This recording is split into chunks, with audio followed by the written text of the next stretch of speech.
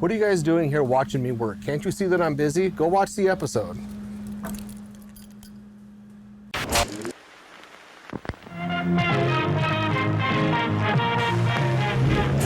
They're coming to get you, Barbara. This time on Graveyard Carz, Cousin Dougie begins the resurrection of the one of 48 426 Hemi Automatic 1971 Phoenix Cuda. I think we can restore this car. I'm very optimistic about this one. George is eager to begin cutting metal on Tony D'Agostino's 1970 Challenger. But first, he needs permission from Mark. Tony is what we refer to in the business as a lunatic. Finally, Will and Allysa dust off in detail the 392 Hemi 1971 SEMA Cuda in preparation for the 2018 Cruise at the Creek Car Show. Allysa and I, we're one. We're like peanut butter and jelly. We're not gonna have any issues. You're a joke. In Springfield, Oregon, Mark Worman, together with his skilled ghouls, It has been established that the unburied dead are coming back to life. bring classic Mopar muscle cars back from the dead to look like they did the moment they left the factory floor. Because of the obvious threat, this station will remain on the air day and night.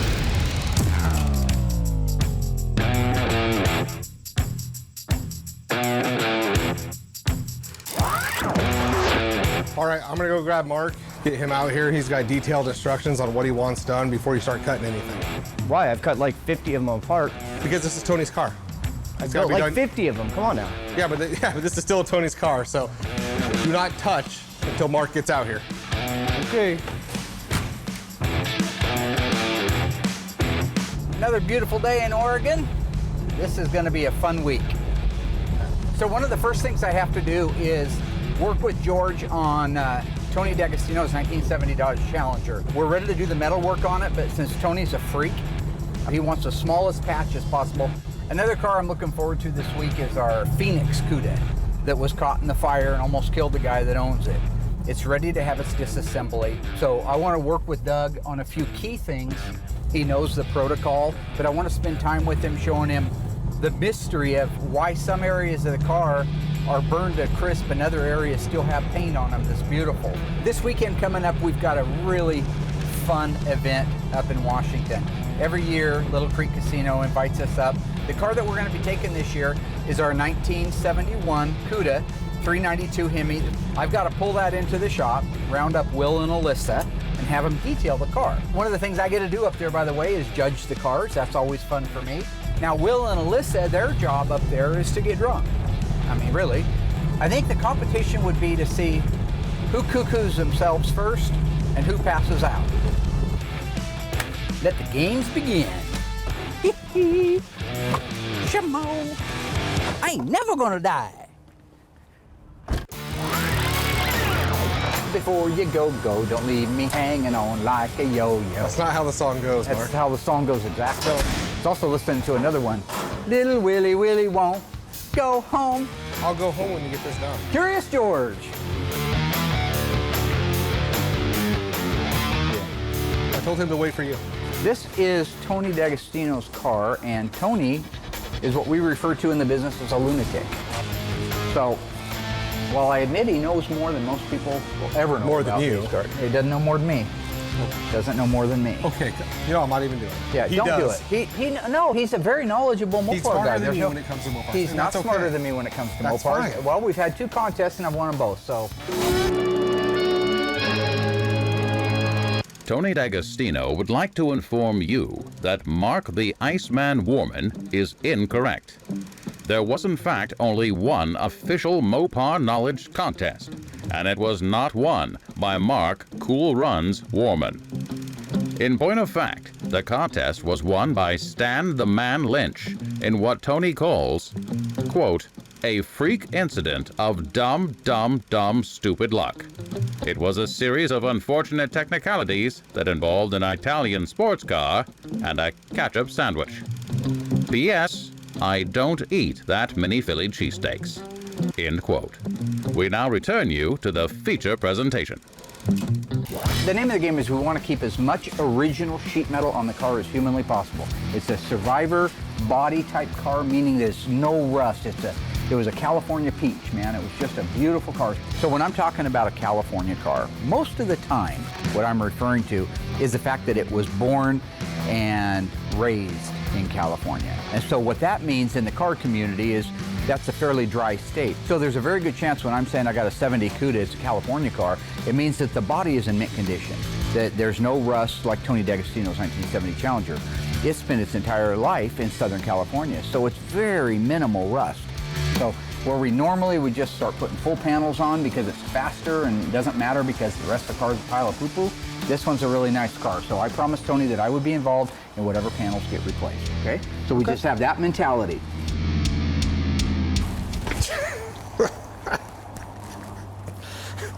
Is that funny when people fall and get hurt? Yeah. Is it? Yeah. Okay, I'll remember that.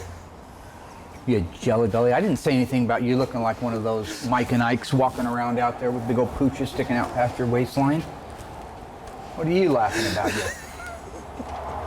While this side is up in the air, George, a couple of pinholes here. Okay. So what I want you to do is I want you to drill those out until you know you got good metal, and then I want you to weld them up. I don't want no big bird weld all over the place. I want a nice weld on those. Then I want them filed down. Okay.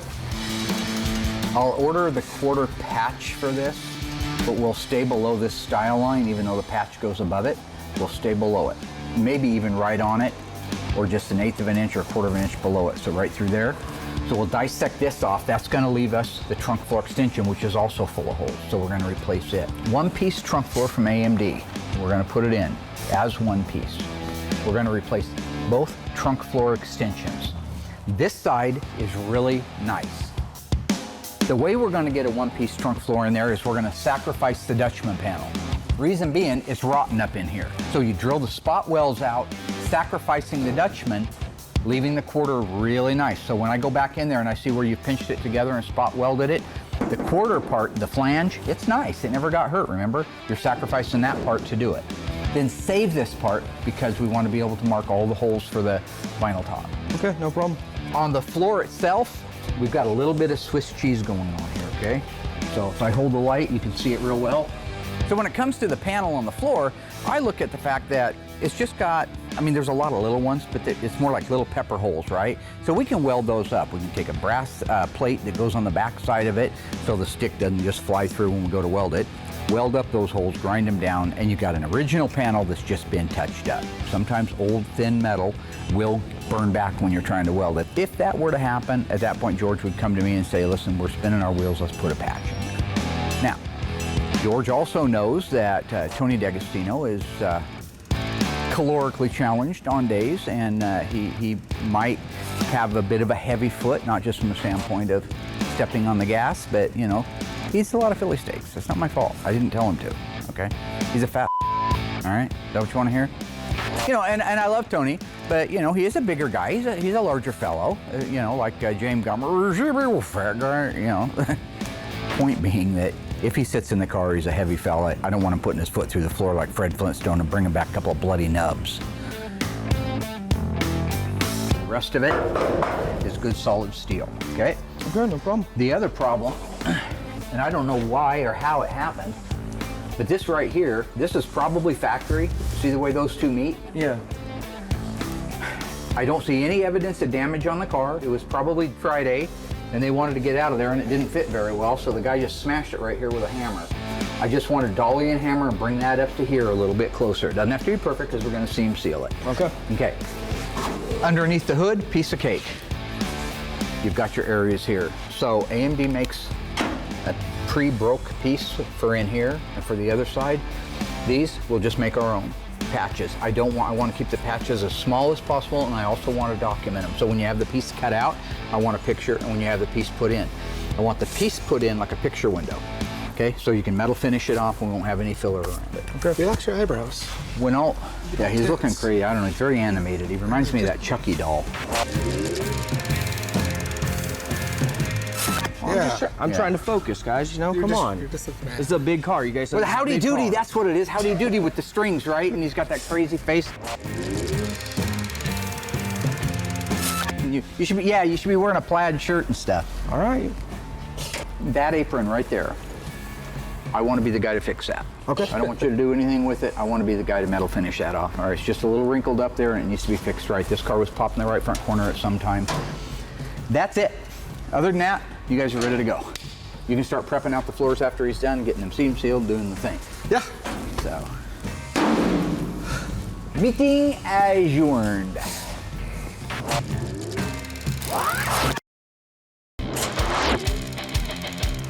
This 1971 Dodge Charger RT is our corpse of the week.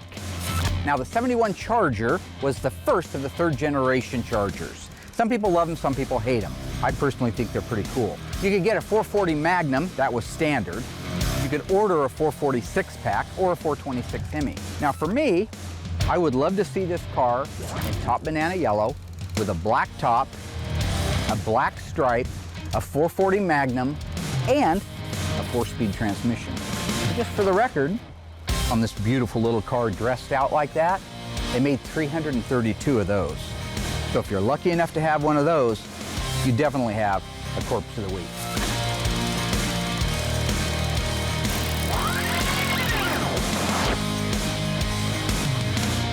Tomorrow we're heading up to Little Creek Casino for a car show. We do autographs and signings. We make a whole weekend out of it. It's really nice. This year we are taking the SEMA CUDA. It'll be kind of on display in the middle of everything. So before we head up there, I have to get the car detailed. While the paint still looks great for being 2 years old, just kind of freshening it up. We just want to make it look as good as it can, so that way it represents this company well. So I've already wiped the car down, so the surface is already clean. I'll go through and mask up the door jams. Anywhere compound can get, I'll just mask that area off. I'll go through, do just a nice clean polish on it. After that's done, I'll wipe all that down, blow it all off, give it a nice wax job on it, and then while that wax is drying, I'll have Allysa jump on the interior, just freshening the car up.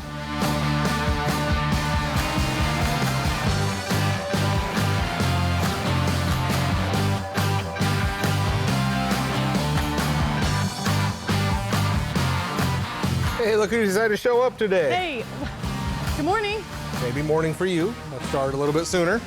I'm sure that he's probably gonna give me the crappiest job there is on this car, so I'm prepared for it. Is your watch break? No. Oh. Okay, so what are we doing?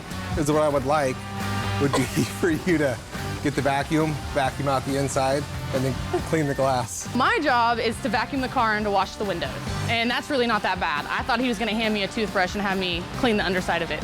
So far, so good. Okay. Plug-in's over here. Why are you just standing there? Waiting for you. We have about 2 hours left to get the car wrapped up. Then we're gonna get it over to Dougie to get it loaded up and get it out of here. Pretty easy to vacuum brand new carpet. Allysa and I get along good enough for pictures. So when you look at the pictures, it's like, oh, what a great time you guys had. But in reality, it doesn't always go that well. Here's the thing, I don't want to get you riled up because you're all cracked out on energy drinks and you get ghetto really quick. Oh my God. No, but I just... You know, Will likes to say that I get drunk a lot there just because he's insecure with the fact that he knows he gets drunk there and my dad sees him. I'll drink, I'll say it. I don't know, I probably won't. Oh, sure you aren't. Angel Will. You won't catch Will at Little Creek without a drink in his hand. The only thing you're gonna see in my hand is a cup of water. That's it. Can't speak for her, but that's all you get out of me.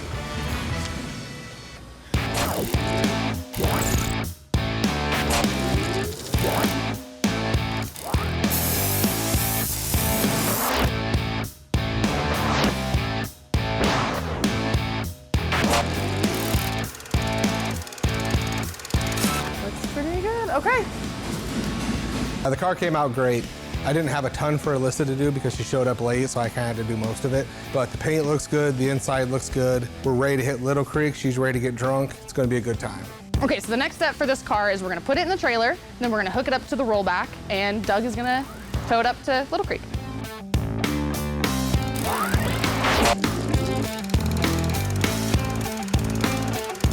One of the biggest challenges to ever come to Graveyard Cars is the 71 Hemi CUDA that burned in the fire, Wendell's car.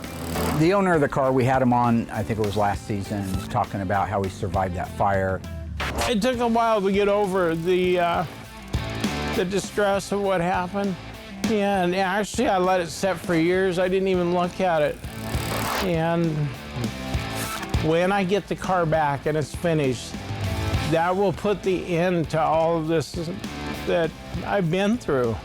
And losing the car and the structure explosion and all of the trauma that went with it, it's gone. It is one of 48 1971 426 Hemi automatic Cudas made. That's pretty low. But you also have the fact that he survived a fire. And in some ways, he says he's here today because of the Cuda, because it helped save his life. So it's been here for a few months now. It finally made its way through the queue so we can get to a point to disassemble it. I'm coming out to catch up with Doug. I just want to look underneath it, notice some of the things I told Wendell that I would look at it and give another opinion once I have it up in the air. So that's what I'm doing out here right now. Doug's getting ready to drop a suspension and drivetrain out of it and disassemble the car. I'm just going to catch up with him. Did you notice at the bottom of the trunk, the blue between the tank and that is just beautiful. And the fuel lines, look at the fuel lines. They're not damaged at all. They're actually still supple even. And these are the original KV lines, by the way. You know, it's just amazing to me. Here's this beautiful paint up underneath the fuel tank. Now think about that. A fuel tank is a bomb. I mean, when it comes to fire, it's got gas in it. That's what caused the fire in the first place. Why didn't the tank explode, right? But it's a miracle, and I think Wendell's right about that. It's a true miracle, the way things happened, that he didn't get hurt a whole lot worse. Yeah, I was lucky. I was on the floor face down, and I crawled out the door that had blown off the building. When I look at a car like this and I see the rubber hoses for the fuel line still in good shape, I know there was a touch of miracle going on in this car. So I'm getting optimistic about the restorability of the car, even more so than I was. So you look at the leaf spring and you can tell definitely the leaf spring got super hot. Got so hot that it melted one of the liners out of it, right? All the way back here at the back, but didn't even affect that. It's just a weird thing, because you know why? I think if that tank had got hot enough to melt those, this thing wouldn't be here right now. Right. In 1971, the Dodge Charger came standard with a 440 Magnum. Could have got an automatic transmission or a 4-speed behind that. If you had ordered one with the 4-speed, how many of them were built? What's the total number? Is it 332, 432, or 532? You stay tuned after the break, I'll give you the answer.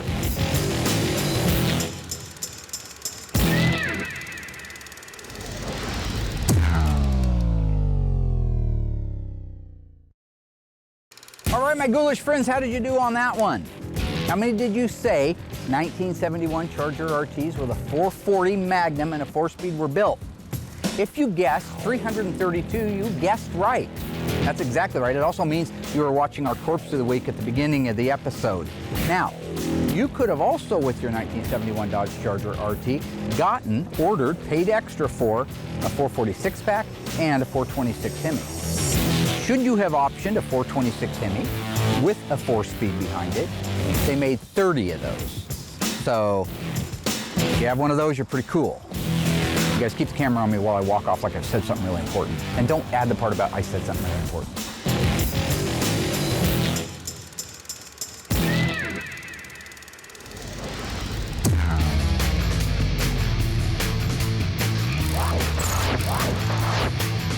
I'm working with Doug on going over the 1971 Hemi Cuda, the Phoenix Cuda, the one that burned to the ground, and we're going to bring back to life like a phoenix rising out of the ashes. To me, that's amazing.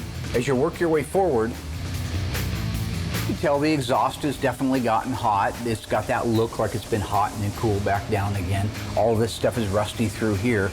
But even look at the undercoating. So this is a factory undercoating car, right? Look at this.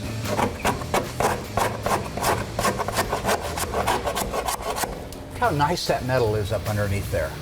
And solid. Wow. I mean, that's crazy. Yeah. That's what I think when it comes back, it's going to be in really nice shape. Again, why didn't the undercoating burn off of these things? Why didn't it melt and blow up? Wasn't meant to be.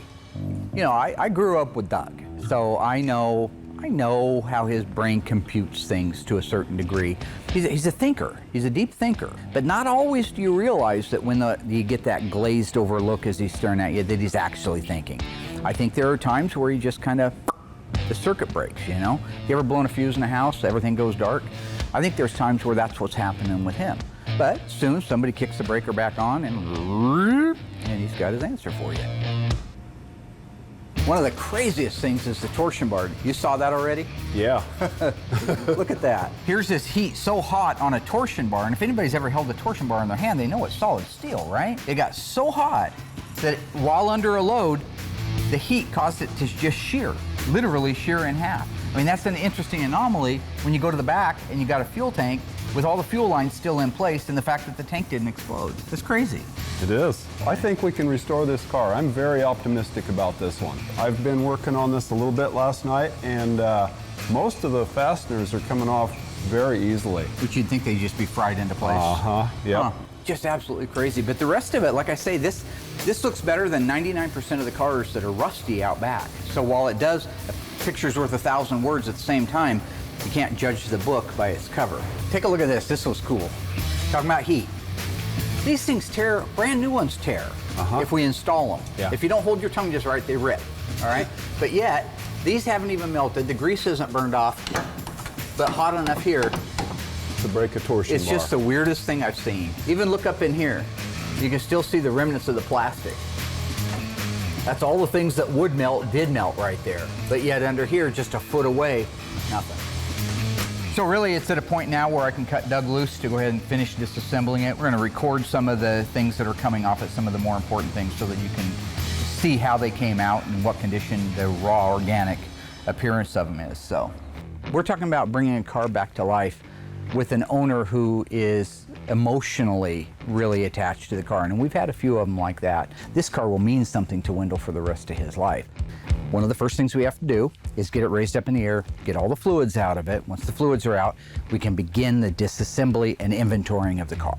After that, he will lower it back down on the ground, roll it forward. That's when he can pull all the things off, like the fenders, doors, hood, deck lid, tail lights, grill, lower valance, bumpers, anything left on that car to keep it from just being a shell on the outside, he can do right there. And he can drop the rear end out of it, the front suspension, take all the fuel lines, brake lines, the rest of the pieces that bolt onto the unibody, he can get them out of there.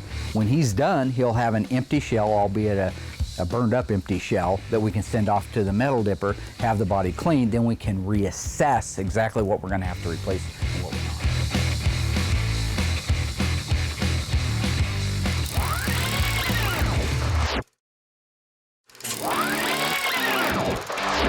It's summertime, 1975, you're 18 years old, you're gonna cruise the gut, gonna go dragging with your buddies. Which one of these cars do you want to be seen in? The 1972 Challenger Rally, 340 Magnum 4-speed, they made 357 of them.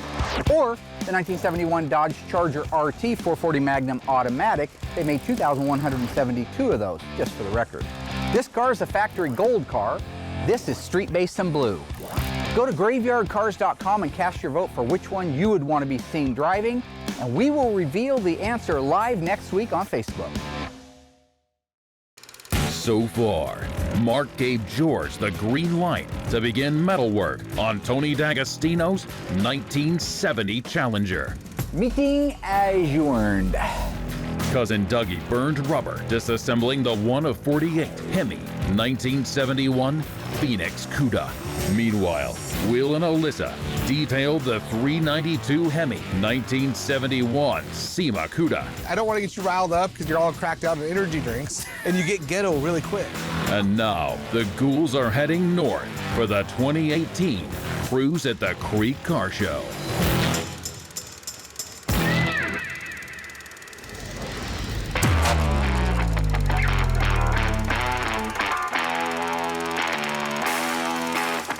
We're up in Shelton, Washington right now at the Cruise the Creek Car Show, and it's just such a blast to come up here. We come up every year now. I think it's our 3rd year. Yeah, it's awesome because we started this like 3 years ago, and we had a lot of fans here, but each year it just doubles in size. So seeing how much love we get on the West Coast is always a good thing.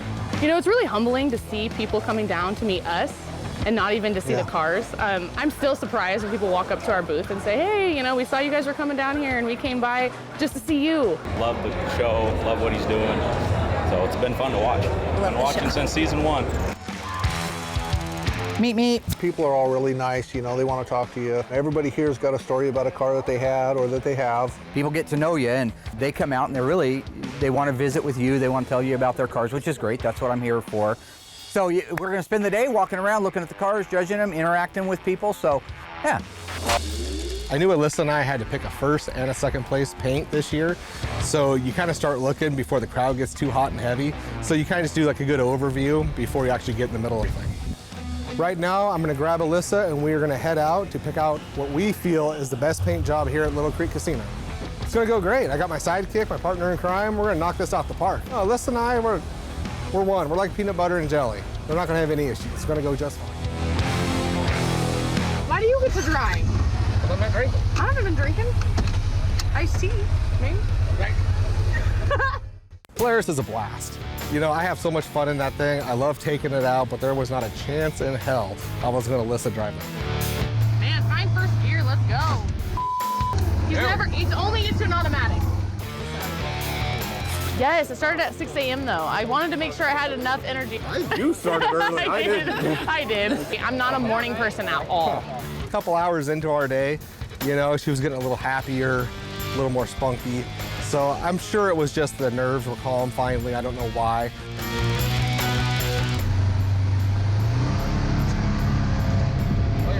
At this point, if you stop, it's bedtime. You know what I'm saying?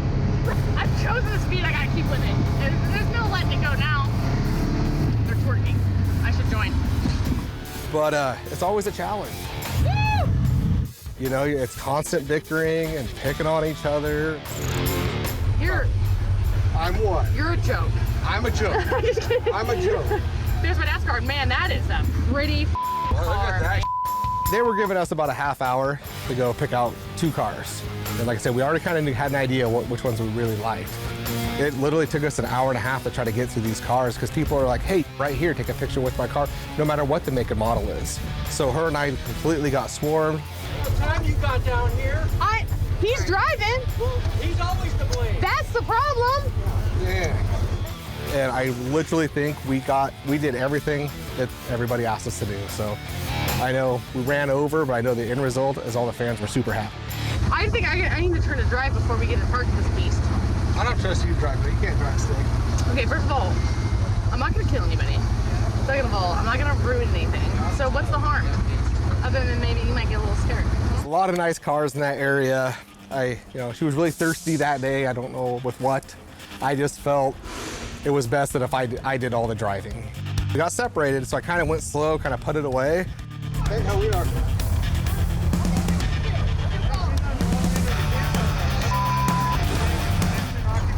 Hot as we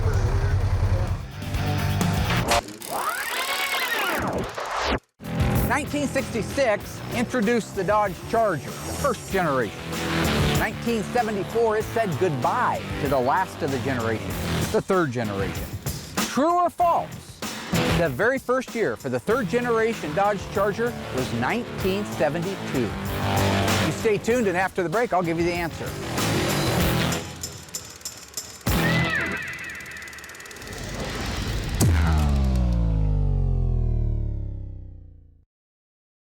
All right, folks, true or false? How'd you do? 1972, was it the first year for the third generation Charger? No. No, if you were watching the Corpse of the Week, you would know that 1971 was the first year. You're going to want to watch those in the beginning of the episode so you can answer the questions through the episode. It's called learning.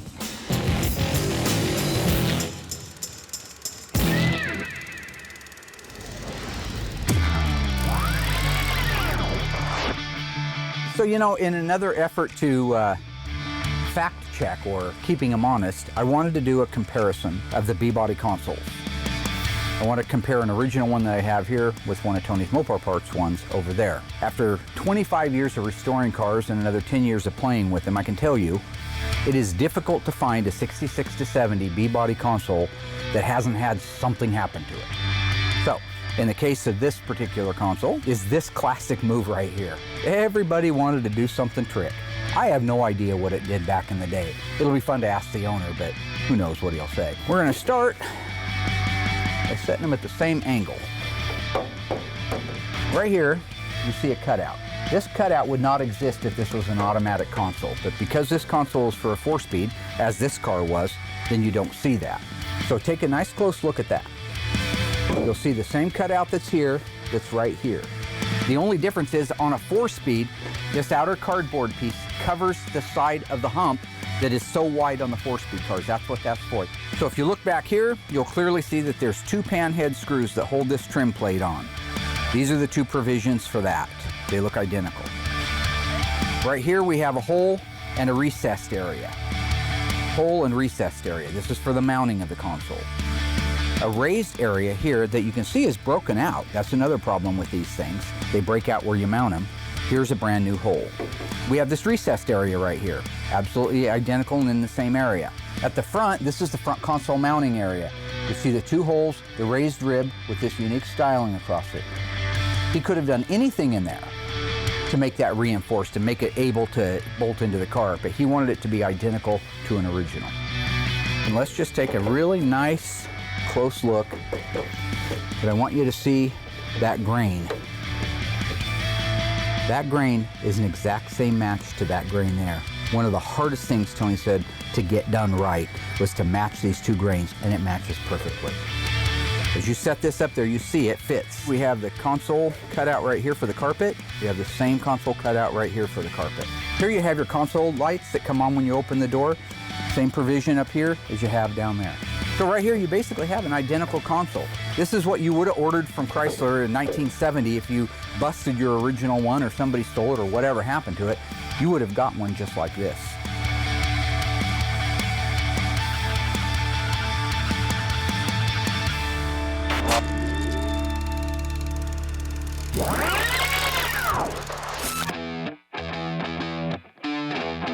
As I got a little bit of time after we did all of our signing and things like that, I got a chance to come out and look at the cars, just kind of be left alone and have fun. Now, I've been going a little crazy with the OEM stuff. Everybody knows I'm not abandoning it. I love it.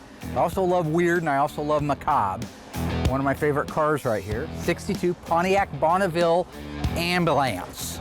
My name's Corey Zamzow. This is my 62 Pontiac Ambulance. I like not the normal stuff. I like to go to a car show and be the only one there with the only thing.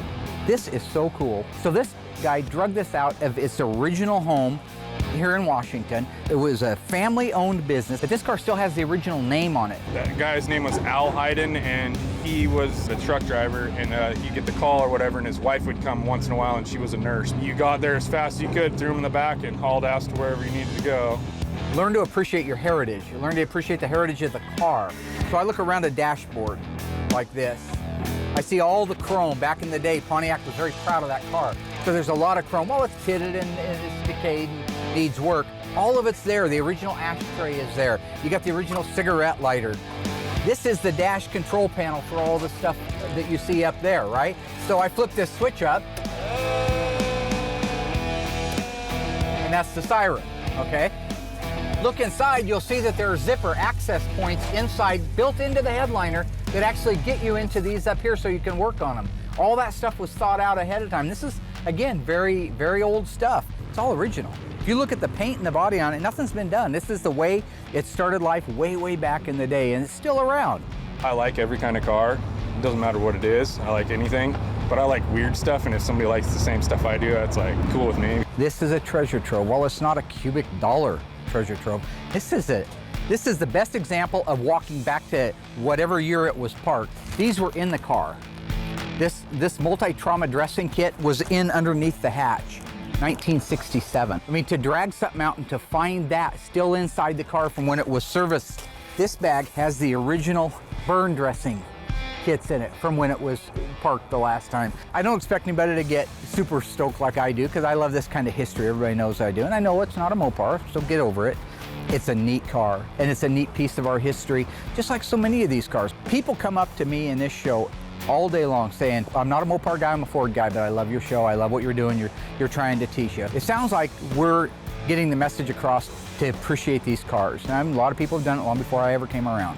I'm just saying that we're adding our little 2 cents worth.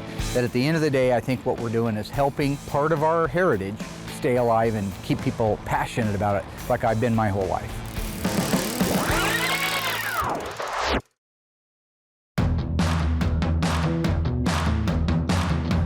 Went as good as it to be expected.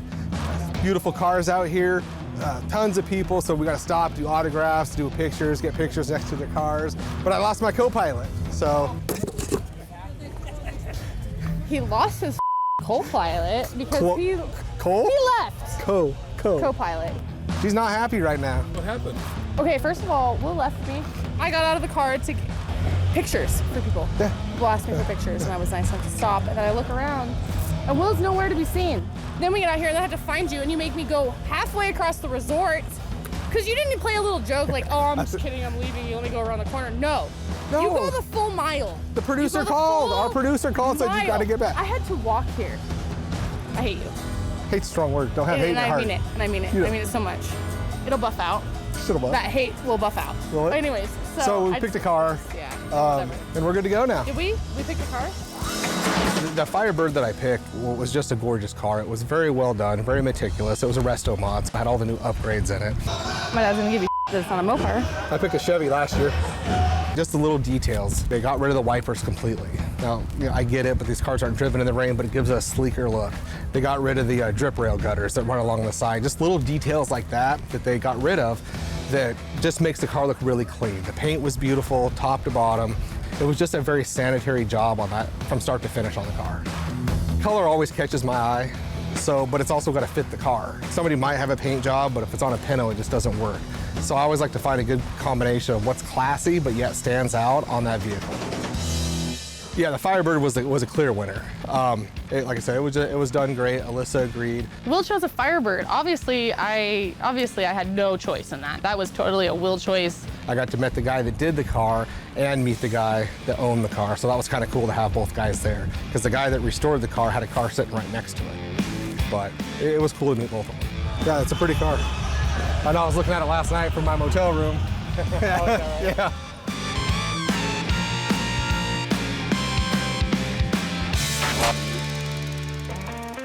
I really like the banner between everyone. It's pretty entertaining, that part too. You have a greater responsibility than you could possibly fathom. We did this last season. You leave for Santiago and you curse the Marines. We need something new. We use words like honor. What have you done? Leave him alone. You've killed a fly. Oh, leave it alone. You told me to sand the lead, though. Yeah, you want to sand lead, yeah. But then Ryan told me it causes cancer when you sand it. It can cause cancer.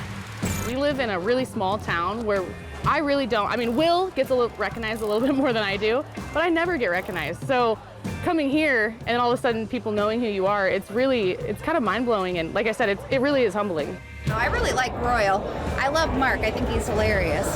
They kind of remind me of each other. Been something I've been watching since 2012, since the inception of the show. And it's always been so fascinating to see step by step how they go through all the process, and I love the way it's explained what they're doing. You know, I can't help but think that we're doing a good job at Graveyard Carz, that we're teaching our audience, they're having some entertainment and some fun, they're learning a lot about these cars. What they can do to a car that they pull out of the weeds, it's basically gone, and they can bring it back to new. The talent they have for doing that is amazing. People will come up in their Chevy, Ford, AMC guys, foreign cars. They still watch the show. They watch it because they love learning. They love the techniques that we teach them. They love when I nerd out on all the weird stuff, even though it doesn't mean anything to them. You ever just wish sometimes you could unzip your head and just yard your brain out and put mine in there? No. And I think it's just seeing a group of people that are in their zone. I think everybody wants to see somebody specialized and good at what they do. I think that has attributed to our really big success. Especially now in season 10, it's unbelievable how many Mopars are here, how many people are here. It's pretty amazing. I mean, we're on the grind from a day-to-day basis, and sometimes it can get a little monotonous for us at the shop because, we got a lot of pressures, a lot of stuff that needs to be done.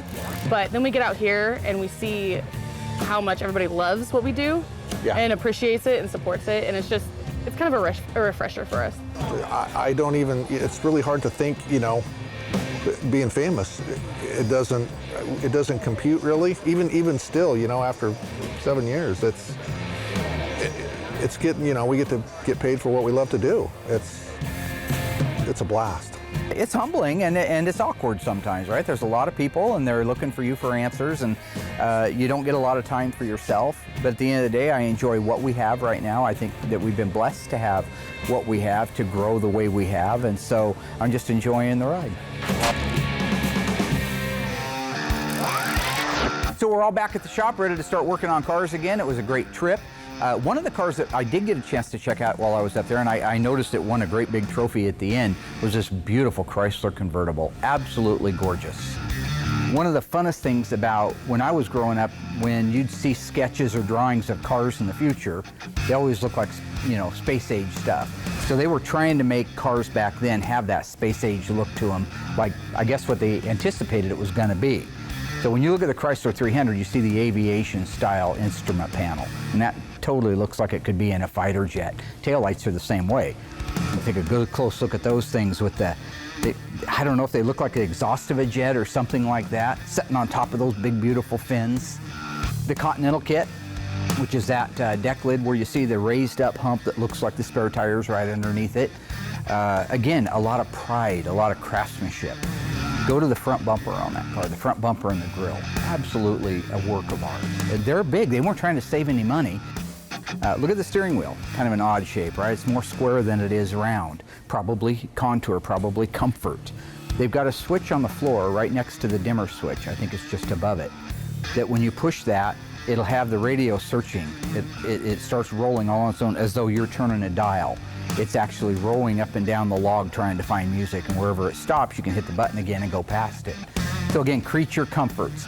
The swivel seats, it's not just that they look great, but they look rich. They look like they're really designed to go in a Chrysler Imperial. They pivot, which is a great thing, as I say, you know, if you're a businessman or a lady in a dress trying to get in, that's a great feature. But the fact that they're so padded, so full, so rich, everything on that car, from the front bumper to the rear bumper, just screams quality. It screams beauty. It screams luxury. They were proud of them. They weren't trying to build the cheapest cars the fastest back then. They were building the best car they could because they wanted to beat the competition. They wanted to beat Ford. They wanted to beat Cadillac. And I think when it came to that particular car, they at least gave them a run for the money.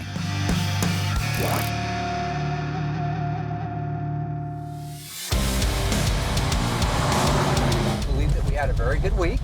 I got a chance to work with George, mano-y-mano. Yes, you guys did, didn't you? You got a lot done. We did. George, I think, has come a long way, and it's nice. Did you get along with him? George, yeah. Everybody gets along with Georgie. George is a lover. Like George is seriously such a nice guy. He's got a heart of gold. Doesn't have a mean bone in his body, does he? Dougie and I had a great opportunity to work on the 1971 CUDA 426 semi-automatic. How many made? 2. 48. Disassembling that car. He did absolutely a phenomenal job on that. Oh, yeah. By the way, you and Will did a pretty good job detailing this little jewel right here. Turned out pretty nice.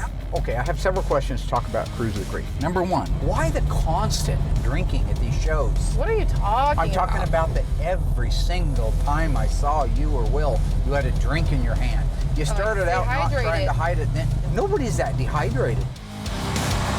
You get loud when you get drunk. And why do you hate that so much? Well, because you shouldn't be drunk out in public like that. It's fine. You ever dookie yourself out in public? Oh, Dad. It's a funny story. So my friend Jeff, he had been drinking all night. It was the next day, the next morning. He was walking by Fred and he ripped one apart and he actually duked his pants. That's disgusting, and Fred passed out. Yeah, he got caught in the jet wash.